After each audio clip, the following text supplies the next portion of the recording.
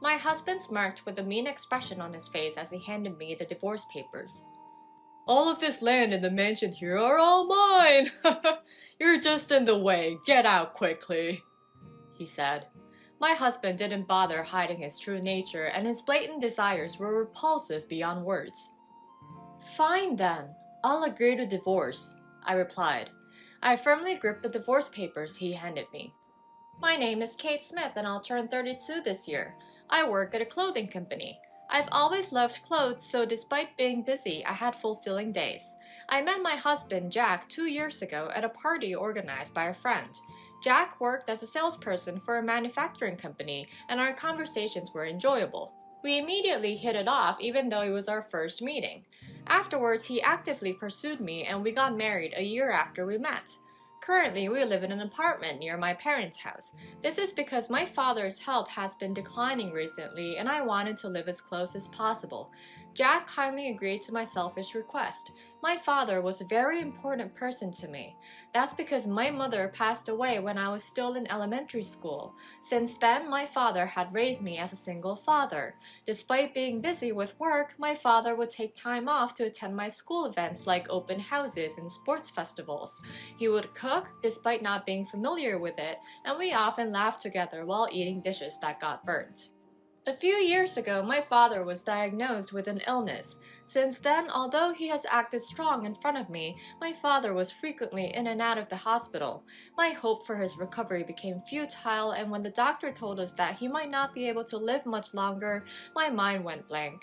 And if my father doesn't have much time left to live, I started to think that I want to show him my happiest moment, at least as a last act of gratitude as a daughter. It was precisely at that time when I met Jack. After we first met at a party, we went on several dates and I introduced Jack to my father. I was a bit worried that introducing him to my family might be a little early under normal circumstances, but I felt relieved after seeing how well they got along when they first met. Jack and my father quickly hit it off and became comfortable with each other. Jack's parents divorced when he was young, so he grew up with just his mother. He was happy that it was really like spending time with his own father. When I told Jack about my father's health condition, he seemed really sad and he was worried about my father along with me. With that, Jack told me that he wanted to become a part of our family as soon as possible, and we ended up having a speedy marriage after 6 months of dating. Even after we got married, Jack remained kind and always cared about my father's health. My father also cherished Jack as if he was his own son, and whenever we visited my parents' house together, he was always delighted. Even after my father started needing care in his daily life, Jack actively supported us. Of course, your father is my father too. I was truly grateful to Jack for saying that with a smile. My mother-in-law also lived alone in an apartment about an hour drive away from our home. Even when we went to visit her before getting married, my mother-in-law warmly welcomed us and said that Jack had told her a lot about me. My mother-in-law has a cheerful and talkative personality, and I think Jack's personality to quickly open up to them when he meets people for the first time might be inherited from his mother. Moreover, when I had to come home late due to work or taking care of my father, my mother-in-law would drive all the way here to help me with the household chores that had piled up or even prepare dinner for us. When I thanked my mother-in-law while feeling sorry at the same time, "Don't worry about it. You and Jack are already family, so we are supposed to help each other." My mother-in-law also cared about my father's health just like Jack, and I can't thank her enough for that. She also treated me as if I was her real daughter, saying that she was happy that I was like her true daughter. It was a speedy marriage after dating for 6 months, so I was a little bit worried, but I have completely forgotten about those worries now. Kate, I'm glad you could marry a good person. When my father said happily lying on the bed, it made me very happy. I became a family with Jack and a kind mother-in-law, and I was incredibly happy. And to be able to show myself happy like that to my father, I was so glad that I married Jack. However, my father passed away soon afterwards. Although I had prepared myself, accepting my father's death was still difficult and I was worn out. Both Jack and my mother-in-law were there to comfort me. A few days have passed since we had my father's funeral. Jack has been very caring to me because I was depressed. Since I was unable to handle household chores and cooking for a while, my mother-in-law drove here and came to help me. Thanks to the two of them, I gradually began to face reality in a positive way. I started organizing the rooms and belongings in the house where my father had lived, little by little. Even though my father had lived alone, there were quite a lot of things left behind. I've been going to my father's house almost every day for organizing, but it didn't seem to end. Jack suggested that it might be easier if we just moved to my father's house if that was the case, and we moved there from our apartment. Still, organizing the house and the complicated inheritance procedures along with my own work kept me busy. That was when Jack made a proposal regarding the inheritance of my father's house. It's about the inheritance of your father's house. If it would be a burden for you, why don't I become the inheritor? Jack spoke with a tone of concern for me. Indeed, as Jack said, I had to manage a lot of procedures and documents to inherit and manage my father's house. The house is quite spacious and it is a country-style house. My father also owned the surrounding land besides his house.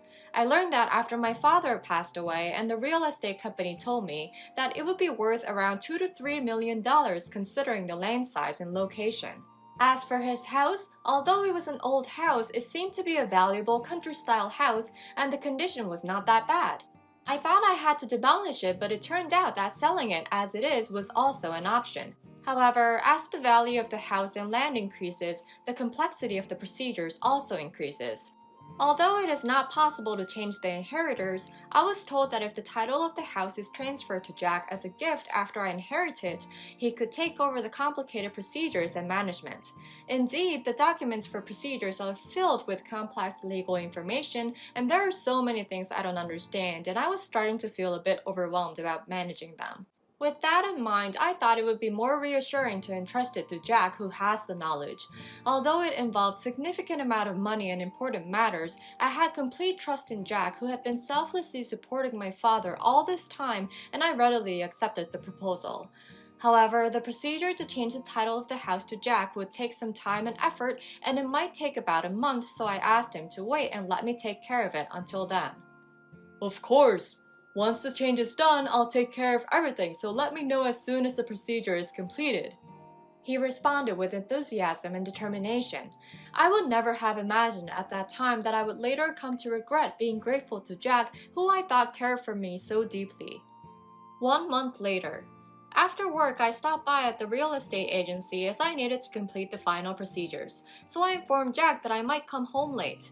Even when I told him, he responded with a cheerful smile saying he understood. Before returning home, I called Jack and told him that I would be coming home soon. When I got home and opened the door, there stood Jack and my mother-in-law waiting for me as if they were blocking the hallway. They had expressionless faces and were staring at me without even saying hi. I sensed that something was off because my mother-in-law was here and also they seemed a little bit different than usual, so I asked them if something had happened. Then, Jack's previously expressionless face suddenly twisted into a crude smirk. This land and this mansion are all mine now. Starting today, my mother and I will be living in this house. You're just in the way. Get out quickly. The words that came out of Jack's mouth were unbelievably harsh. I was stunned and remained silent. My mother-in-law, who had been listening beside me, also started talking with a spiteful expression. Finally, I'll be free from the trouble of taking care of you. If you didn't have land or such a big house, I wouldn't have bothered taking care of you. My mother-in-law was also laughing with the same evil face as Jack. All the kindness and care she had shown for me until now were all acts. Then, Jack held out the document in his hand right in front of my eyes. Here, my part is already filled out, so hurry up and fill in your part and pack your things. The document being presented in front of me was a divorce form with half of it already filled out. Jack didn't bother hiding his true nature from me now that he had no use for me. I was shocked and bewildered by the sudden turn of events. I tried to calm myself down and regain composure. Fine, then I'll agree to divorce. I tightly clenched the divorce papers handed to me by Jack. As he saw me accepting the divorce papers, he began speaking with a triumphant expression revealing everything. I never had any intention of marrying you, but I was just playing the role of a good husband all this time for the sake of your father's wealth.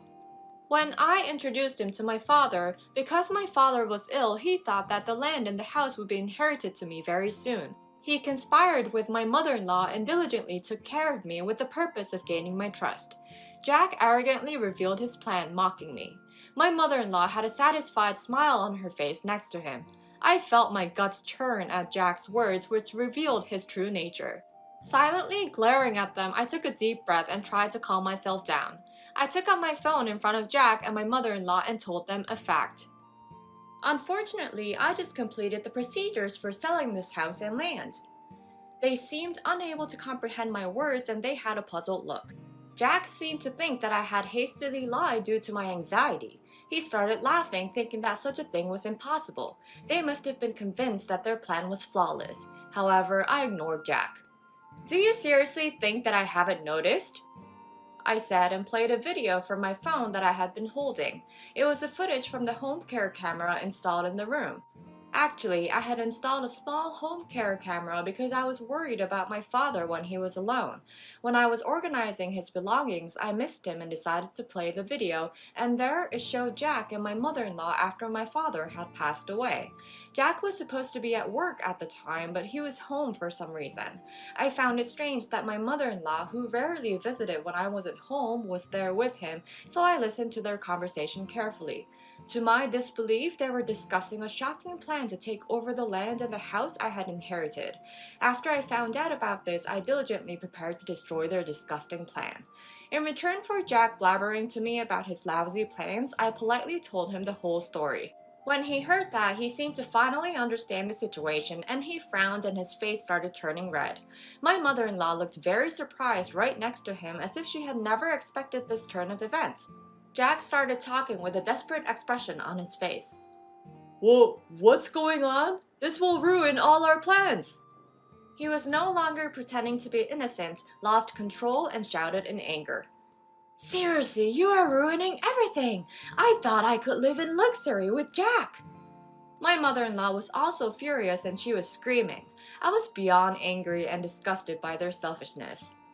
"If we divorce, shouldn't there be property division? You should pay alimony too."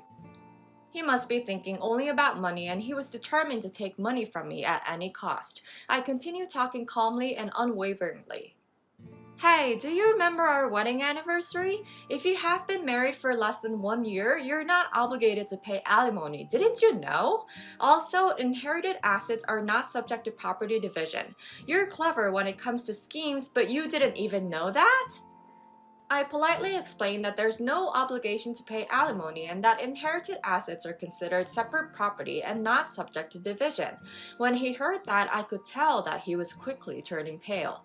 Jack remained silent for a while, kneeling and sitting on the floor by the front door. I can't believe it. I've already resigned from my job," Jack murmured while staring at the floor with a pale face. You've got to be kidding me! How much do you think I have left to pay off on my credit card?" My mother-in-law, with no strength left, held her head with her hands crouching down. Believing that a large sum of money would be coming soon, Jack had already resigned from his job. And my mother-in-law had also canceled the house she had been living in, with the intention of moving into this house as soon as the change of title of the house was completed. On top of that, she had been spending all she could on credit cards, counting on the proceeds from the sale of the land. Then, Jack, who had been looking down until now, suddenly started apologizing in the familiar coaxing tone, as if he could fool me again. Kate, I'm really sorry. I just wanted to do it for my mom and I gave in to temptation. So please, can we not get divorced?" Does he have absolutely no pride? He was begging me. Yes! Kate, I've taken care of your father, haven't I?" My mother-in-law, with a smile that used to be gentle but now strained, desperately clung to me, trying to win me over. I gave them a cold stare. I don't understand their nerves, still thinking that they can be forgiven after all this. I tightly gripped the divorce papers in my hands and fluttered them above their heads. Thank you for filling out the paperwork so nicely. I'm going to the city office now, so goodbye to both of you. Pack your things quickly and be gone by the time I return." I delivered my final words to them and left the house, shutting the door firmly. As I declared, I submitted the divorce papers to the city office and the divorce was finalized. There was no room for disputes over alimony or anything. However, I didn't want to see them anymore, so all the procedures were done through mail and email. According to what I heard from an acquaintance later, Jack managed to find a new job somehow, but it seemed that he desperately searched for any job available and ended up working for a notoriously exploitative company. Low wages, harassment, and overtime work were the norm. It seems he rented a cheap apartment and is living with his mother, but he can't even go home every day. He's practically working like a corporate slave. That's how he's managing to pay off his mother's debts and living expenses, but due to their frugal lifestyle, his relationship with his mother has deteriorated, and they constantly argue, or so I've heard. There was only one instance when my mother-in-law called me, but of course there is no way I could get involved now, so I ignored it. I made sure to set my phone to block calls from my mother-in-law. As for myself, I started fresh and began living alone in a new apartment. I immersed myself in work to shake off that incident. My hard work was recognized and I was promoted to manager. Furthermore, I was entrusted with various important tasks such as launching new stores and training staff. I am a bit regretful to have let go of the house, which was filled with memories of my father, but I genuinely feel relieved that the inheritance my father left behind didn't end up in the hands of those two. I made up my mind that from now on I would walk forward strongly even if I had to do it alone.